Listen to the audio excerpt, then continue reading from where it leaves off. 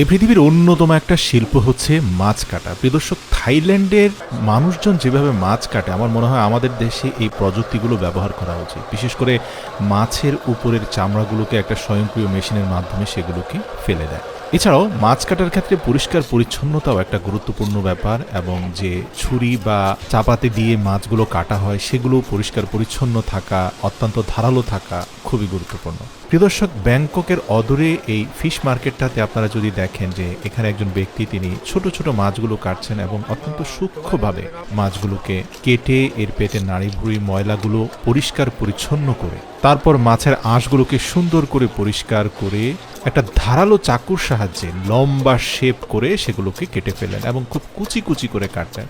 এবং এগুলোকে এমনভাবে রান্না করা হয় যেগুলো খুবই সুস্বাদু হয়। বিশেষ করে এই কাটার উপরেও কিন্তু রান্নার স্বাদটা নির্ভর করে।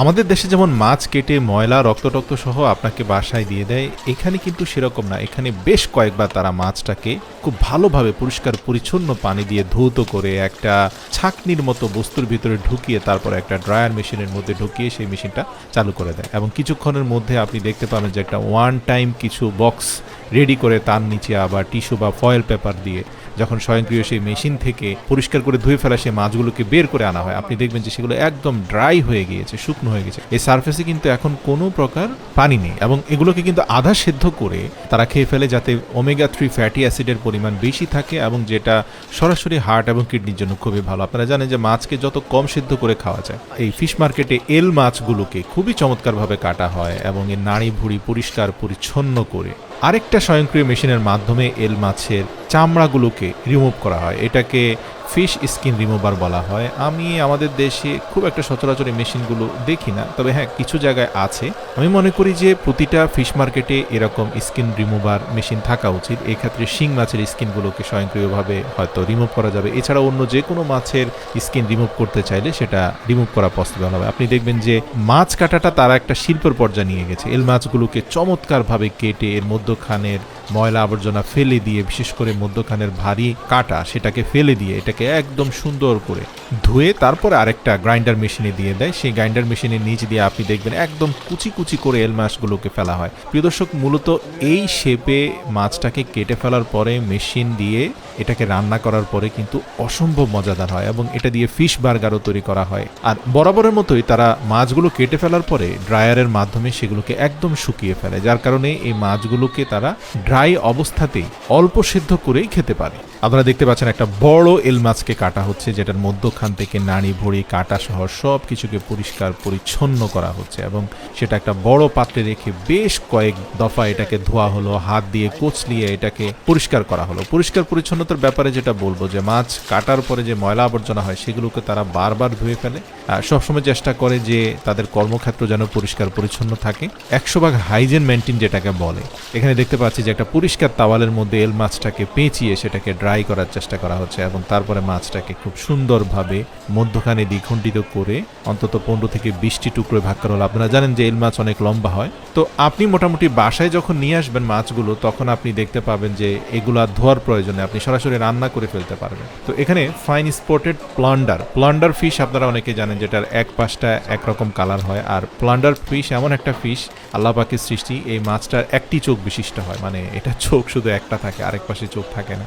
এমনকি আরেক পাশের স্কিনটা অন্যরকম হয়, দেখে মনে হয় যেন এটা একটা অর্ধেক মাছ। আসলে এটা পূর্ণাঙ্গ মাছ, কিন্তু এক পাশে চামড়া আছে, অন্য পাশে চামড়া নেই। তো এই মাছটা অত্যন্ত সুস্বাদু, তবে এই মাছটার স্কিন ফেলে দিয়ে খেলে বেশি মজা পাওয়া যায়। আর আপনারা দেখতে পাচ্ছেন যে স্বয়ংক্রিয় স্কিন রিমুভার দিয়ে সেই স্কিনগুলোকে ফেলে দেওয়া হচ্ছে, এবং তারপরে সেটাকে খুব চমৎকারভাবে কেটে মধ্যখানের বোন পার্ট বা কাঁটার অংশটাকে আলাদা করে, দুই পার্ট থেকে স্থূল মাংস সেটাকে আলাদা করা হচ্ছে, এবং সেটাকে ধুয়ে পরিষ্কার করে আবারও ড্রাই করে সেটাকে কুচি কুচি করে কাটা হচ্ছে। এই মাছগুলো অনেকে কিন্তু সরাসরি সস দিয়ে কাঁচা খেয়ে ফেলেন, তবে অধিকাংশরাই এটাকে হিট দিয়ে আধা সেদ্ধ করে খেতে পছন্দ করে। তো এই প্লান্ডার মাছের অনেকগুলো প্রজাতি আছে। আপনি দেখবেন যে কিছু কিছু আছে সাইজে বড়, দেখতে কিছুটা সোনালী রঙের। যেগুলো সোনালী রঙের সেগুলো কিন্তু অনেক বেশি টেস্টি, এবং এগুলোর দামও অনেক বেশি।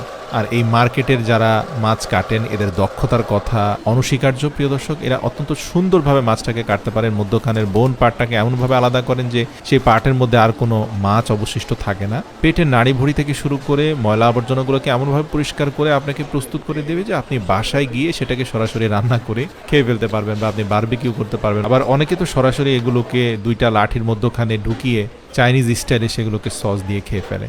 তো প্রিয় দর্শক, একইভাবে আপনারা যদি দেখেন যে টুনা মাছগুলোকেও তারা খুব চমৎকারভাবে প্রক্রিয়াজাত করে। আপনারা জানেন যে টুনা মাছের চামড়া অনেক ভারী হয়ে থাকে, তো এগুলোকে খুব ধারালো চাপাতে দিয়ে পরিষ্কার করা হয় এবং মাথার অংশটাকে আলাদা করে লেজের অংশটাকে আলাদা করে ফেলার পরে টুনা মাছের পেটের মধ্যবর্তী স্থান বরাবর পুরো মাছটাকে দ্বিখণ্ডিত করা হয় এবং এইভাবে প্রতিটা খণ্ডকে আরো দুটি ভাগে বিভক্ত করার পরে মাছটা 4টি খণ্ডে বিভক্ত হয় এবং এইভাবে 4 ভাগে বিভক্ত করে বড় মাছের টুকরোগুলোকে আলাদা করে নিয়ে আসা হয়। এক একটি টুকরোতে অন্তত 50 কেজির উপরে মাংস থাকে প্রিয় দর্শক। টুনা ফিশ যেগুলো বিশেষ করে ব্লুফিন টুনা, এগুলো অত্যন্ত সুস্বাদু হয়। ধারালো তলোয়ার দিয়ে আপনি দেখবেন যে মাছের পেটি থেকে শুরু করে বিভিন্ন অংশগুলোকে আলাদা করা হচ্ছে এবং এগুলো এক একটার এক এক রকম প্রাইস হয়। বিশেষ করে যে মাছগুলোর মধ্যখানে ফ্যাটের পরিমাণ বেশি থাকে, আপনারা জানেন যে মাছের ফ্যাট অত্যন্ত মূল্যবান।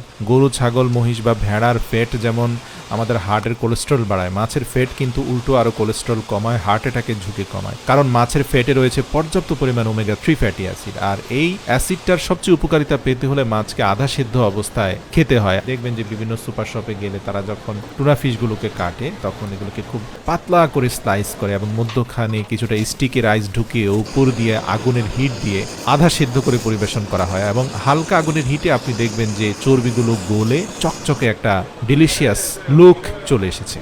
এখানে আপনি জায়ান্ট ক্রাবগুলো কিনতে পারবেন যেগুলো অনেক বেশি সুস্বাদু হয়। আপনি দেখবেন যে সেদ্ধ করার পরে এগুলোর মধ্যখানে জুস দিয়ে তৈরি করা হয় ফ্রাইড রাইস এবং 8 পা বিশিষ্ট কাঁকড়ার পাগুলোকে বেশ কয়েকটি খণ্ডে খণ্ডিত করে ধারালো কেচি দিয়ে যখন এগুলো সারফেস কেটে ফেলা হয়, সারফেসের ভেতরে থাকা মাংসাশী অংশটা সেদ্ধ হয়ে অত্যন্ত চমৎকার শেপে চলে আসে এবং এগুলো খেতে খুবই সুস্বাদু। সাধারণত সয়া সস বা বিভিন্ন ধরনের মেয়োনাইজের সাথে এগুলো পরিবেশন করা হয় বা খাওয়া হয়ে থাকে।